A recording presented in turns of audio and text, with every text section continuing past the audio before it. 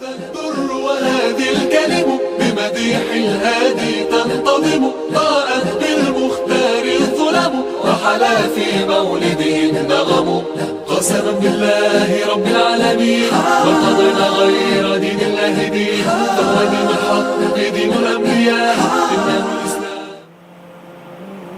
واجب الاحترام بزرگوں اور دوستوں،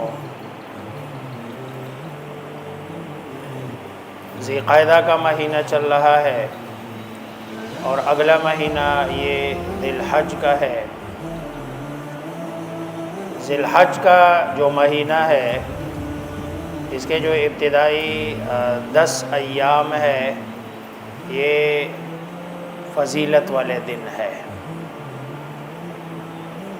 چنانچہ اللہ تبارک و تعالی نے ان ایام کی قسم اٹھائی ہے سورۃ الفجر میں، والفجر ولیال عشر، ان 10 راتوں کی قسم۔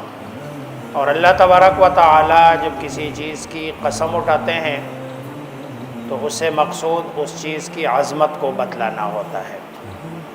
ہم جب قسم اٹھاتے ہیں تو مقصود اگلے کو یقین دہانی کرانی ہوتی ہے، لیکن جب اللہ قسم اٹھاتے ہیں تو اللہ کے قسم کا مطلب یہ ہوتا ہے کہ اس چیز کے ہاں، اس چیز کی اللہ تبارک و تعالی کے ہاں عظمت ہے اور بڑا عظیم مقام ہے۔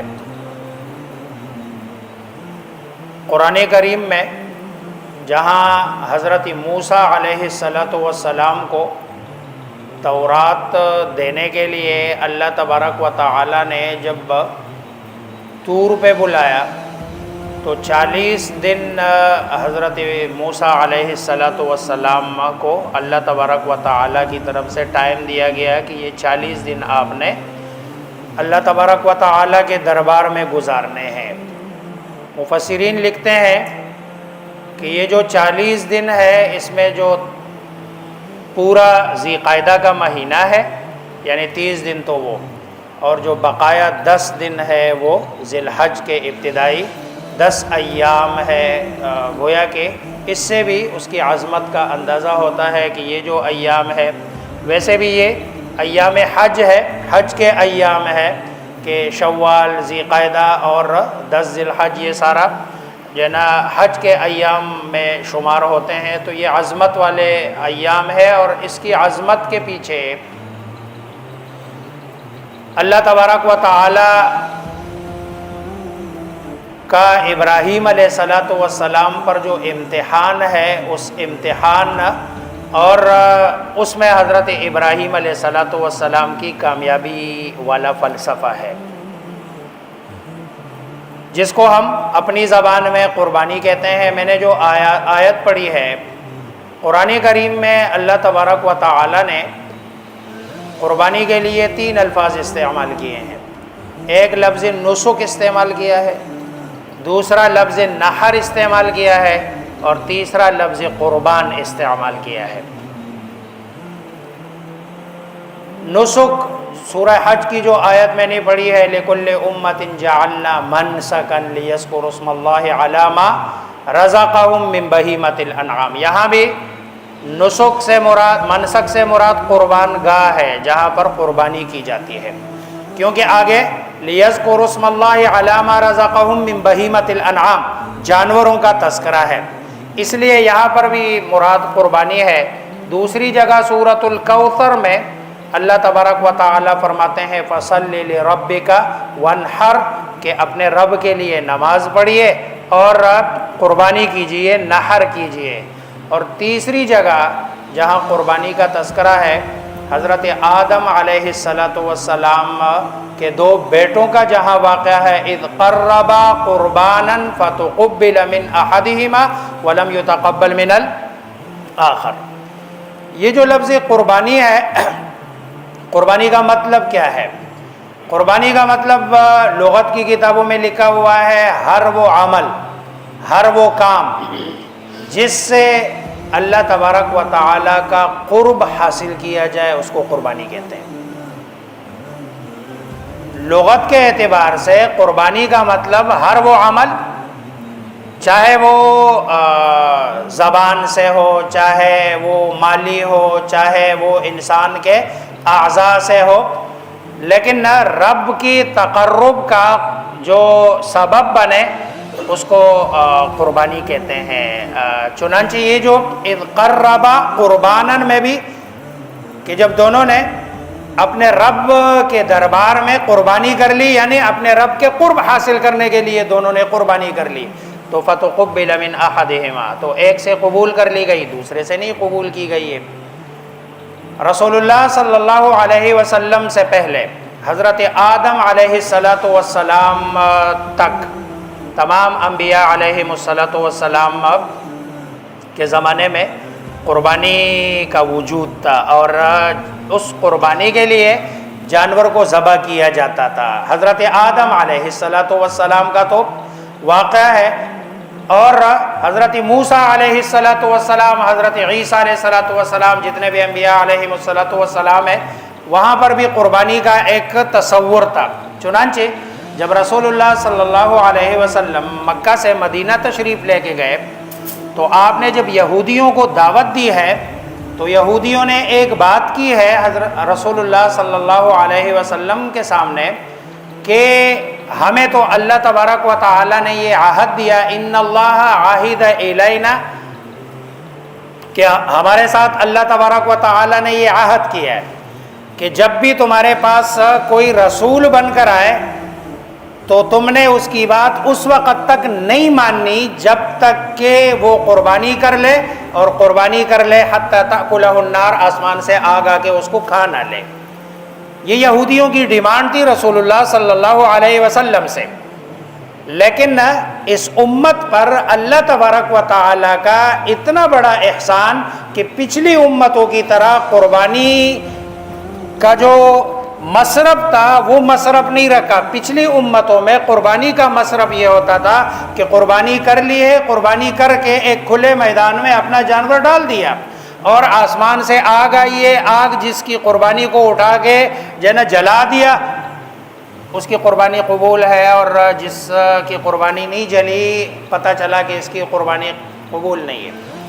یعنی اسی دن پتہ چلتا تھا کہ کس کا عمل اللہ کے ہاں مقبول اور کس کا عمل اللہ تبارک و تعالیٰ کے ہاں مقبول نہیں ہے۔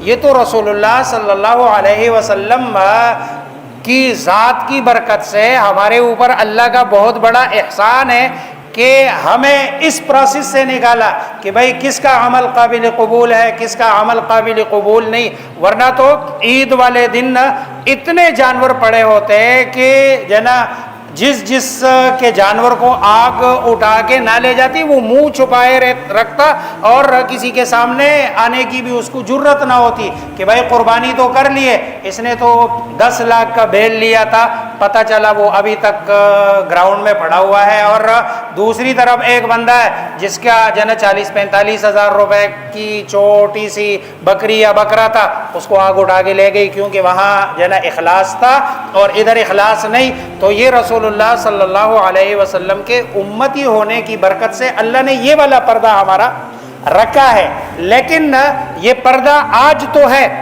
لیکن یہ پردہ قیامت والے دن نہیں رہے گا۔ یہ دنیا میں تو ہے، چلو دنیا میں بندہ رسوائی سے بچ جائے گا کہ بھائی کس کی قربانی قبول ہے کس کی قبول نہیں ہے، ہر بندہ یہی سمجھتا ہے، اور اپنے رب پر یقین رکھ کے توکل کر کے بھروسہ کر کے اپنے رب سے امید کرتے ہوئے یہ کہتا ہے کہ میری قربانی قبول ہو گئی ہوگی۔ لیکن قربانی کے پیچھے جو جذبہ ہے، قربانی کے پیچھے جو اصل مقصد ہے، قرآن میں اللہ نے اس کو بیان کیا کہ لن ينال الله لحومها ولا دماؤها ولكن يناله التقوى منكم۔ اللہ تبارک و تعالیٰ کو نہ تو تمہارا گوشت پہنچتا ہے، نہ اللہ تبارک و تعالیٰ کو تمہارے خون کی ضرورت ہے، اللہ تبارک و تعالیٰ نے تو دل کی نیت دیکھنی ہے کہ نیت کیا ہے، نیت آیا اللہ کو راضی کرنے کی ہے یا نیت لوگوں کو دکھانے کی ہے، نیت اللہ تبارک و تعالی کو راضی کرنے کی ہے یا نیت معاشرے میں لوگوں کو دکھانا، دکھلاوا، ریاکاری، یہ نیت ہے۔ اگر یہ نیت ہے تو ٹھیک ہے، ذبح برائے ذبح ہے، قربانی قبول نہیں ہوگی. لیکن اگر نیت اللہ کی رضا ہے اور اللہ تبارک و تعالیٰ کو راضی کرنا مقصود ہے تو پھر قربانی قابل قبول ہوگی. اسی لیے اللہ فرماتے ہیں کہ لن ینال اللہ لحومها ولا دماؤها ولکن ینالہ التقوی منکم. اور ہمیں قرآن نے یہی سکھایا کہ بھائی آپ رسول اللہ صلی اللہ علیہ وسلم کے واسطے سے کہ آپ کہہ دیجئے ان صلاتی و نسکی و محیای و مماتی، کہ میری نماز و نسکی اور نسک کا وہی قربانی و مماتی و محیایا، میری زندگی میری موت للہ خالص کس کے لیے ہے؟ اللہ تبارک و تعالیٰ کے لیے ہے، رب العالمین جو رب العالمین ہے. لہذا قربانی میں جو اصل فلسفہ ہے، اصل جذبہ ہونا چاہیے، وہ نیت خالص ہونی چاہیے. جیسے کہ حضرت ابراہیم علیہ السلام کو اللہ تبارک و تعالیٰ نے خواب میں حکم دیا کہ بھئی اپنے بیٹے کو، جگر گوشے کو اللہ تبارک و تعالیٰ کے راستے میں قربان کر لو. اور ابراہیم علیہ السلام نے اپنے بیٹے سے جب بات کی ہے تو ان کے بیٹے نے کہا فَفْعَلْ مَا تُؤْمَرْ، ابا جان آپ کر گزریے ما تؤمر، جس چیز کا تمہیں حکم دیا گیا ہے. کیونکہ بیٹا بھی سمجھتا ہے کہ بیٹے کو ذبح کرنے کا جو حکم ہے یہ اللہ تبارک و تعالیٰ کی طرف سے ہے، کیونکہ آپ رب کے نبی ہیں. فَفْعَلْ مَا تُؤْمَرْ، آپ کر گزریے جس کا تمہیں حکم دیا گیا ہے. آگے فرماتے ہیں سَتَجِدُنِي إِن شَاءَ اللَّهُ مِنَ الصَّابِرِينَ. دیکھو جان دے رہے ہیں اور چوری گردن پہ پیری جا رہی ہے، لیکن کہتے کیا ہے؟ سَتَجِدُنِي إِن شَاءَ اللَّهُ، نسبت اللہ کی طرف کر رہے ہیں. یہ نہیں کہہ رہے ہیں کہ بھئی آپ ذبح کر دیجئے میں بالکل تیار ہوں، یہ نہیں کہہ رہے ہیں کہ میں تیار ہوں، بلکہ کہہ رہے ہیں ستجدنی انشاءاللہ، آپ مجھے عنقریب پائیں گے اگر اللہ نے چاہا. وہاں بھی نسبت اللہ کی طرف کر رہے ہیں، گویا کہ یہ عمل میرا خالص اللہ تبارک و تعالیٰ کی رضا کے لیے ہوگا. من الصابرین، اور آپ مجھے صبر کرنے والوں میں. ابراہیم علیہ السلام تو اپنا بیٹا ذبح کرنے کے لیے، اپنے بیٹے کو قربان کرنے کے لیے تیار ہوتے ہیں. ان کا بیٹا حضرت اسماعیل علیہ السلام اپنا آپ قربان کرنے کے لیے تیار ہوتے ہیں، اور یہ سارا خالص اللہ تبارک و تعالیٰ کے لیے. فلما اسلما کہتے ہیں سری تسلیم، خم کر دینا. جب دونوں نے اللہ کی طرف سے جو حکم ملا اس حکم کو عملی شکل جنا دینے کی صورت اختیار کر لی. وَتَلَّهُ لِلْجَبِينِ، چنانچہ حضرت ابراہیم علیہ السلام نے اپنے بیٹے کو اس کے ماتھے کے بل لٹایا تاکہ بیٹے کی آنکھوں میں جنا کہیں نظر پڑ کے کہیں جو باپ کی محبت ہے، شفقت ہے، وہ نہ کھل جائے. تو ابراہیم علیہ السلام کے اس کے بدلے اللہ تبارک و تعالیٰ نے وَفَدَيْنَاهُ بِذِبْحٍ عَظِيمٍ. ابراہیم علیہ السلام تو اپنے تئے اپنی قربانی کر چکے ہیں، آنکھیں بند ہے، پتہ بھی نہیں ہے کہ کس کو ذبح کیا جا رہا ہے. اللہ نے مینڈا بھیجا، وہ ذبح ہوا. اور یہ ایک جنا سنت ہے جو حضرت ابراہیم علیہ السلام کے جنا واسطے سے پھر رسول اللہ صلی اللہ علیہ وسلم کے پاس اور ہمارے پاس پہنچی. چنانچہ آپ صلی اللہ علیہ وسلم سے پوچھا گیا ما هذه الاضاحی، اے اللہ کے رسول یہ قربانی کیا ہے، اس کے پیچھے فلسفہ کیا ہے؟ فرمایا سنت ابیکم ابراہیم، یہ تمہارے باپ ابراہیم علیہ السلام کی سنت ہے. پھر پوچھا ہمیں ملے گا کیا؟ آپ صلی اللہ علیہ وسلم فرمایا بکل شعرۃ حسنہ، آپ کو ہر بال کے بدلے نیکی ملے گی. لیکن یہ نیکی تب ملے گی کہ جب اللہ کی رضا کے لیے ہو. آج زیادہ تر نیت پہ شک نہیں، لیکن زیادہ تر قربانی کا مقصد گوشت ہو گیا. اگر کہیں کوئی بندہ کسی جگہ مثلاً قربانی کرانا چاہ رہا ہے تو پہلے یہ پوچھتا ہے بھئی گوشت کتنا ملے گا.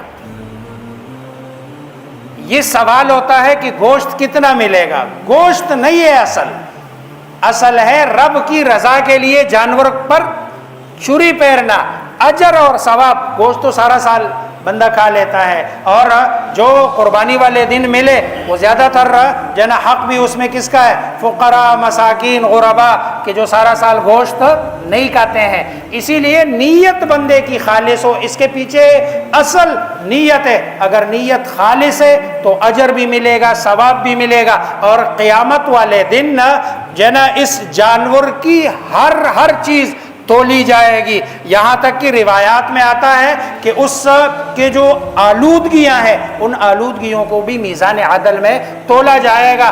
اور ایک روایت میں تو آتا ہے کہ یہی جناب بندے کے لیے سواری کا ذریعہ بنے گا جنت میں لے کے جانے کے لیے۔